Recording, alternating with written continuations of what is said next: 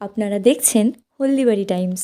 International invitational masters game 2024-এ হলদিবাড়ির 4 জন ক্রীড়াবিদ বিভিন্ন ইভেন্টে অংশগ্রহণ করে 5টি সোনা, 4টি রূপো এবং 3টি ব্রোঞ্জ জয় করেছেন। এই সাফল্যে হলদিবাড়ির ক্রীড়া মহলে আনন্দের পরিবেশ।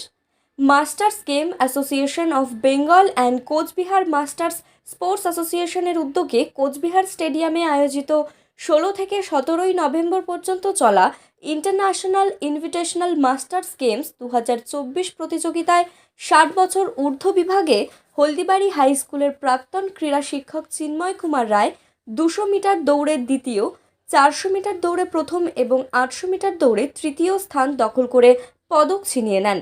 অপরদিকে 60 বছর ঊর্ধ্ব বিভাগের নবকিশোর হাই স্কুলের প্রাক্তন ক্রীড়া শিক্ষক নীলকমল সরকার জ্যাভলিনে প্রথম, শটপুট ও ডিসকাস থ্রো ইভেন্টে তৃতীয় স্থান দখল করে পদক ছিনিয়ে নেন। এছাড়াও 45 বছর ঊর্ধ্ব বিভাগে দেওয়ানগঞ্জ কোচিং ক্যাম্পের কোচ সত্যেন্দ্রনাথ রায় লং জাম্প ইভেন্টে প্রথম, হাই জাম্প ও হ্যাডেলসে দ্বিতীয় স্থান দখল করে পদক ছিনিয়ে নেন। এবং 40 বছর ঊর্ধ্ব বিভাগে হেমকুমারী গ্রাম পঞ্চায়েতের এক খেলোয়াড় বিশ্বনাথ দেব অধিকারী লং জাম্প এবং হ্যাডেলসে প্রথম ও ট্রিপল জাম্প ইভেন্টে দ্বিতীয় স্থান দখল করে পদক ছিনিয়ে নেন। 4 জন মিলে মোট 12টি পদক জয় করে। তাদের এই সাফল্যে খুশি হলদিবাড়ির ক্রীড়া মহল।